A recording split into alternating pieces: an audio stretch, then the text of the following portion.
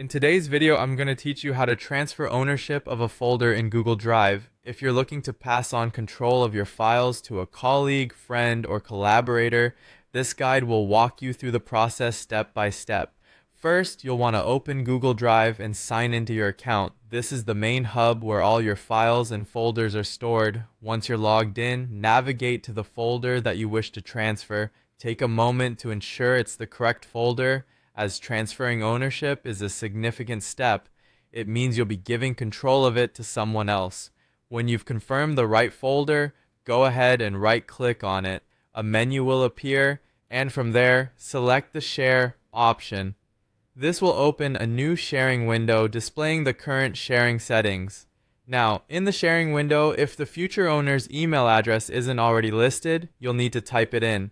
This is crucial because you can only transfer ownership if the individual is added as a collaborator.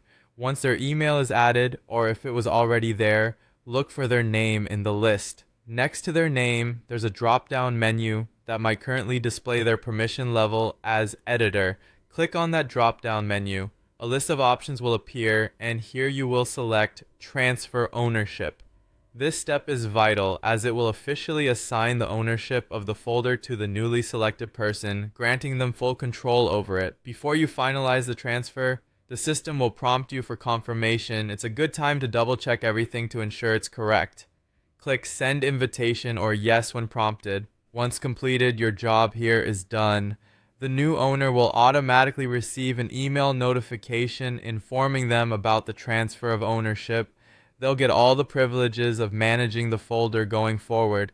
And there you have it. You've successfully transferred folder ownership in Google Drive. Remember that this process shifts all managerial privileges and you'll become an editor unless the new owner changes your permissions later.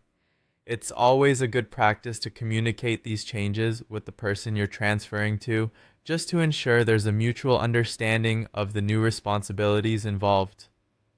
If you have any more questions about managing files in Google Drive or any other tech tips, feel free to drop a comment below. We're here to help you navigate the digital world more efficiently. Thanks for watching, and make sure to subscribe for more helpful tutorials.